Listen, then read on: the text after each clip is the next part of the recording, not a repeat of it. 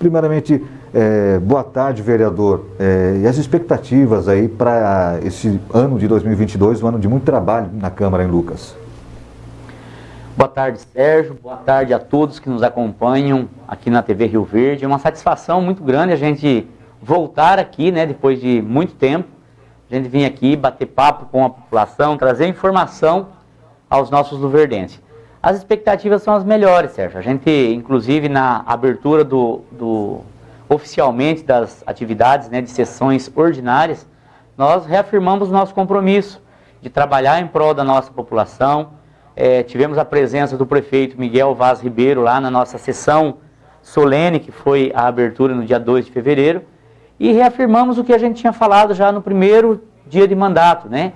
Os projetos bons para o nosso município, nós temos que aprovar. Nós não podemos fazer aquele discurso de quanto pior, melhor. Não, nós temos que trabalhar em prol da sociedade. A eleição acabou já há mais de um ano e hoje o nosso partido é Lucas do Rio Verde e a nossa ideologia é o bem da nossa população. Então nós todos temos que trabalhar em prol do nosso município, projetos bons temos que aprovar, porque você não está aprovando o projeto para o prefeito, você está aprovando um projeto que vai beneficiar a nossa população. Então esse amadurecimento político a gente tem que ter, essa consciência política a gente tem que ter e trabalhar para a população. Os projetos que forem lá e que couberem emendas, a gente sempre está pontuando, sempre estamos tentando melhorar. E aqueles projetos que vão contra os interesses do nosso povo, aí nós temos que combater e votar contra. Eu acho que isso que a população espera de nós enquanto vereadores, e a gente está sempre mantendo firme nesse propósito, sem politicagem, em cima dos fatos, em cima da verdade, em cima da lei, em cima de documentação, procurando ajudar aí tanto o executivo quanto a gestão para a gente fazer aí um trabalho que beneficia realmente a nossa população. Lucas tem crescido muito, ultimamente não só a nossa cidade, mas todas as cidades aí do mundo têm enfrentado grandes desafios, que é essa pandemia, que afeta diretamente e indiretamente todas as pessoas, e nós estamos atentos a essa situação, cobrando os secretários, cobrando o prefeito, para que a resposta ela seja mais rápida em vários setores aí. Não só o da saúde, que é o diretamente, mas também os outros setores que são afetados, né? Por exemplo, tivemos há pouco tempo comércio fechado. Isso aí afetou o emprego, renda das pessoas. Então, não é só a questão de saúde, é a questão do social inteiro. E a gente tem que estar sensível e atento ao que a população fala. Essa semana, o pastor e o padre estiveram na nossa sessão. E me chamou muita atenção que eles falam que a voz do povo é a voz de Deus. E o vereador está lá ouvindo a voz do povo e passando esse recado para frente. Então, nesse sentido, nós estamos muito atentos. Coloco o meu gabinete, mais uma vez, à disposição de toda a população. Às vezes, se não quiser ir lá por causa dessa pandemia, dessas gripes que estão pegando aí, meu telefone ele é público, todo mundo tem meu telefone, é só me ligar, a gente faz uma chamada de vídeo e resolvemos muitas questões. Os projetos coletivos sempre são bem-vindos aí do nosso gabinete para a gente estar auxiliando cada vez mais o nosso povo. Agora, vereador, o senhor falou aí sobre maturidade política, né, para não emperrar o desenvolvimento do município. De repente foi o que a gente viu aí na gestão passada, quando muitos projetos, muitas propostas do Executivo emperravam na Câmara de Vereadores, não eram votadas, enfim, e houve aí um grande atraso no desenvolvimento do município. Agora, naquele momento, o senhor estava no governo, agora o senhor está na Câmara. De que maneira uma inatividade da Câmara prejudica o Executivo? Olha, uma Câmara que joga contra a gestão, isso é terrível. Não só para o prefeito que está lá, mas para a população. Eu lembro muito bem de projetos que poderiam ser aprovados em uma semana, ficou lá travado naquela Câmara, né? Por um ano, 6 meses, um remanejamento de dotação, que é uma coisa normal, ficava travado lá 6 meses. Esse ano, projetos que eram bons para o município, que era necessário, repasses para a saúde, nós fizemos isso daí, o projeto chegou hoje, amanhã nós já demos os pareceres, fizemos as reuniões nas comissões e no dia seguinte aprovamos. Ele ficou 24 horas dentro da Câmara. Nós aprovamos. Porque nós somos oposição ao prefeito, ou somos situação ao prefeito, nós temos que aprovar. Não. Quando eu falo de maturidade política, é votar esse projeto porque vai beneficiar a ponta lá. O povo que precisava de atendimento, precisava de recurso na saúde em especial. Então, o ano passado, passou pela Câmara em torno de 25 milhões de reais só para a questão do hospital. Nós, enquanto vereadores, aprovamos todos esses projetos, tramitando nas comissões, tendo as devidas análises, mas em 24 horas. Eu lembro que na Câmara passada, teve um projeto que veio do governo federal para o Covid, esse projeto ficou lá quase 4, 5 meses, lá esperando, sabe? Então, assim, as pessoas que lá estavam, eles não pensaram no povo, eles pensaram somente em travar o governo, travar o prefeito. Mas, infelizmente, ou felizmente, isso é coisa do passado, e as pessoas que não tiveram essa maturidade política, a população deu troco para eles nas eleições. Tanto é que a Câmara foi renovada, assim, praticamente 100%. Votou um vereador apenas. Então, que fique a lição, né, para todos, e não é porque hoje a gente se elegeu no palanque do Binotti que eu vou ser contra os projetos bons do projeto que o Miguel, enquanto prefeito hoje, faz. Não. Nós temos que pensar que na ponta é a população. E eu sou um servidor da população. Eu não posso fazer politicagem com coisa séria. E quem fez, pagou caro por isso daí, né? Então, que fique aí o exemplo do que aconteceu e sempre lembrando, o povo coloca e o povo tira. E vou falar outra coisa, já foi o tempo que a população era desinformada. Ficava sabendo das coisas daqui um mês que ela aconteceu. Daqui um ano que aconteceu, a população ficava... Não, hoje com o advento da tecnologia, todos têm aqui um celularzinho na mão, conectado 24 horas por dia, as notícias. Hoje nós temos a globalização das notícias. As coisas acontecem em Cuiabá, acontecem em Brasília, acontecem aqui na prefeitura, todos ficam sabendo em tempo real. Isso é maravilhoso, porque o povo não vai ser mais enganado. Você vai ver nessas próximas eleições, onde todos sabem quem é quem votou tal coisa, quem apoiou tal pessoa, sabe? E o povo brasileiro, graças a Deus, adquiriu um pouco mais de maturidade. Precisamos melhorar cada vez mais. Mas hoje é muito fácil as pessoas falarem o nome dos ministros do Supremo Tribunal Federal e nem sabe quem é a escalação do Corinthians, do Flamengo ou da seleção brasileira. Olha que coisa boa, a gente parou de discutir seleção brasileira, que muito tempo isso aí foi usado como pão e circo aí pra gente, e hoje a gente está realmente discutindo as indicações ao Supremo, que o ministro votou, quem foi absolvido, o que está tramitando lá, quem que votou alinhado com o governo, quem votou alinhado contra os bons projetos. O povo brasileiro, graças a Deus, entendeu isso, e a gente precisa fomentar isso daí. E assim, parabenizar a população, que está cada vez mais se interessando por política. Nós precisamos discutir política, nós precisamos participar da política, porque é a política que rege tudo. As leis são feitas pelos políticos e essas leis vão atacar depois diretamente a vida de toda a população. Então, nesse sentido, é muito importante. E graças a Deus, a maturidade política da nossa sociedade tem melhorado e a gente fica feliz com isso daí. Agora, aquele comportamento um pouco mais combativo que o senhor apresentou aí nesse primeiro ano de legislatura, fiscalizando muito, ali sendo bastante contundente, o cidadão do Verdense pode continuar esperando isso do senhor nesse ano? Com certeza, em cima da verdade, em cima dos fatos, a gente não tem como fugir disso. Por exemplo, eu lembro muito bem aqui de uma situação que o pessoal estava querendo cobrar da prefeitura a taxa de contribuição de melhoria aqui no bairro Parque das Emas. Aí eu peguei a documentação, as leis, e fui lá e falei, olha, a partir do ano tal, todo loteamento tinha que ter as infraestruturas. Aí peguei um outro documento, o loteador entrou com o loteamento somente 2 anos depois dessa lei. Então ele tinha a obrigação de fazer as obras estruturantes, inclusive a rede de esgoto, as as bocas de lobo, as galerias pluviais. Aí, ele, enquanto prefeito, fez um decreto dizendo que ele poderia ter 2 anos de prazo. 2 anos depois, um outro prefeito que veio na sequência, foi lá, em vez de cobrar a execução do loteador, cancelou aquele decreto, através de um novo decreto. E eu fui falando essas coisas e fui mostrando as leis, fui mostrando os documentos, fui mostrando os projetos, né, a legislação, e aí ninguém cobrou nada, nem o loteador fez e nem a prefeitura cobrou, ali no bairro Parque das Emas.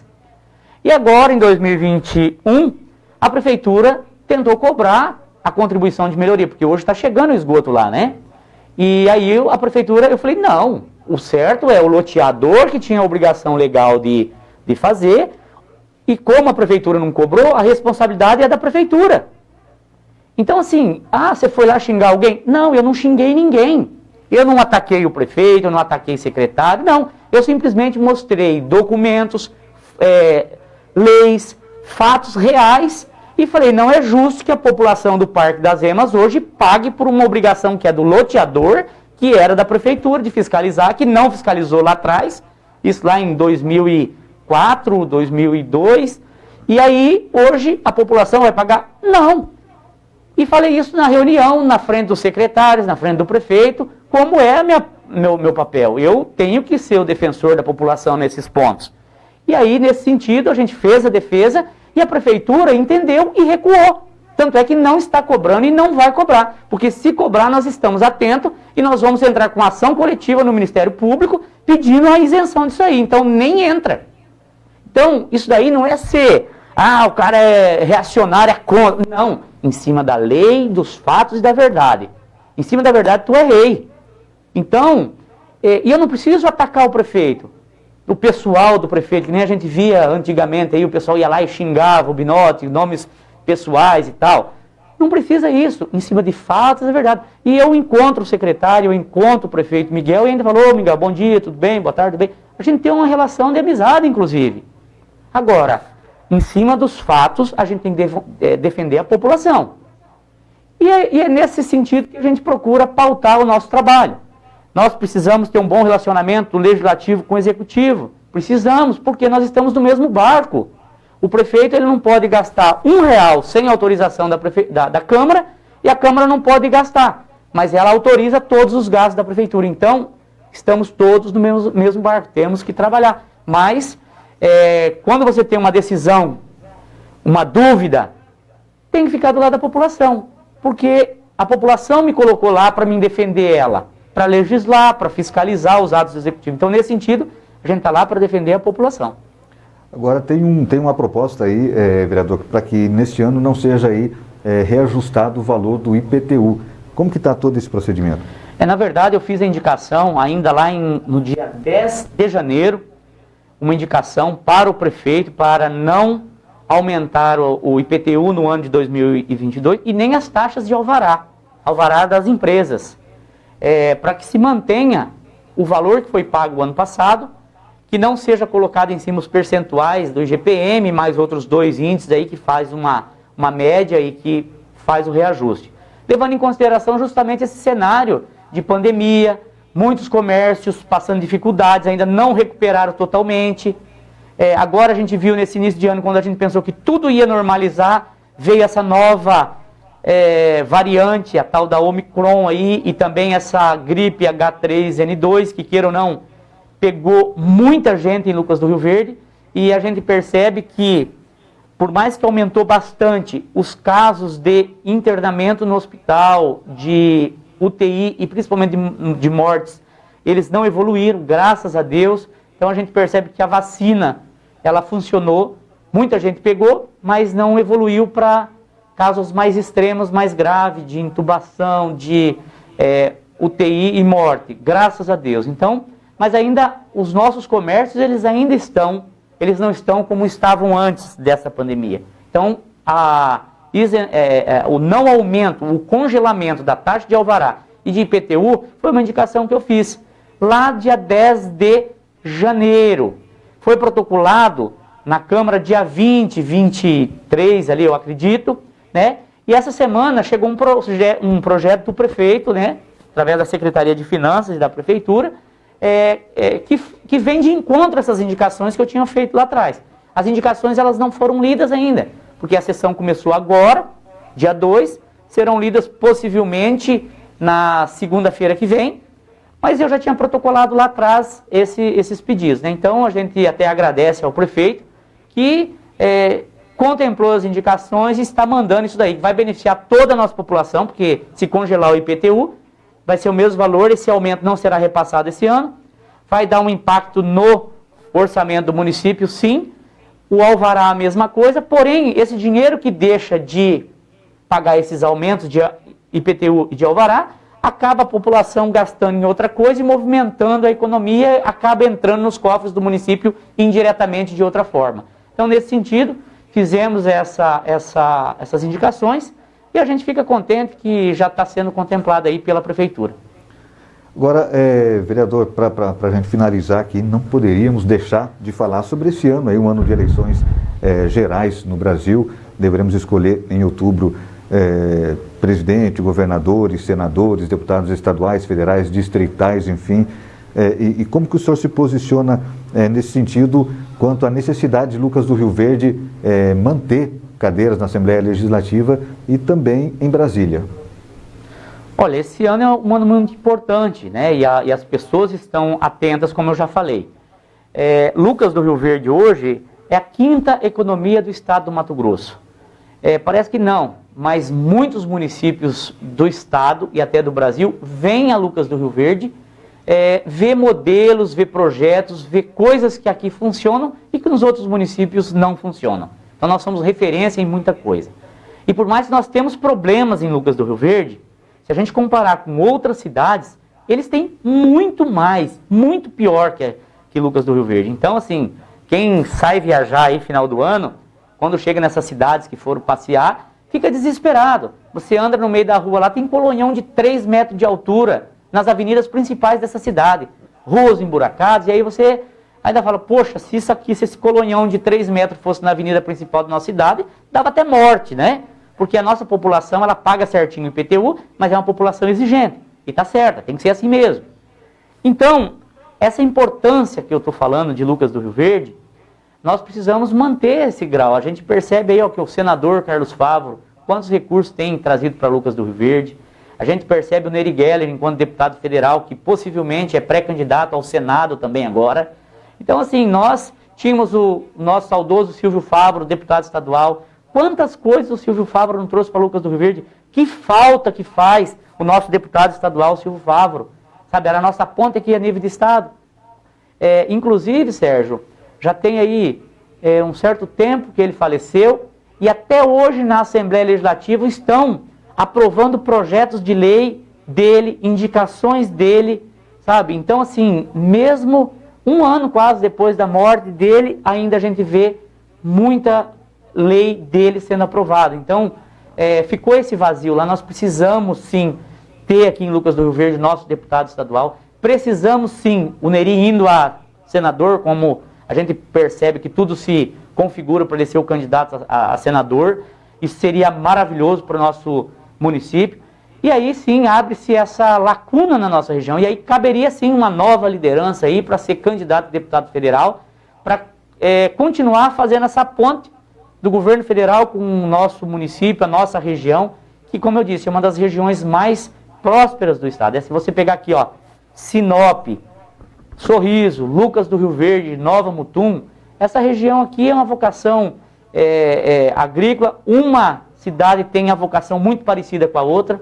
A gente percebeu que no começo veio, por exemplo, a indústria de etanol em Lucas do Rio Verde, mas na sequência já foi para Sorriso, para Sinop, para Nova Mutum. Então essas 4 cidades aqui, elas têm que ser, muitos projetos têm que ser trabalhados em conjunto, deixar o bairrismo e a rivalidade entre as cidades de lado e trabalhar alguns projetos coletivos. Por exemplo, caberia entre Lucas e Sorriso um aeroporto regional? Caberia, basta sentar os 2 prefeitos aí e trabalhar essa linha.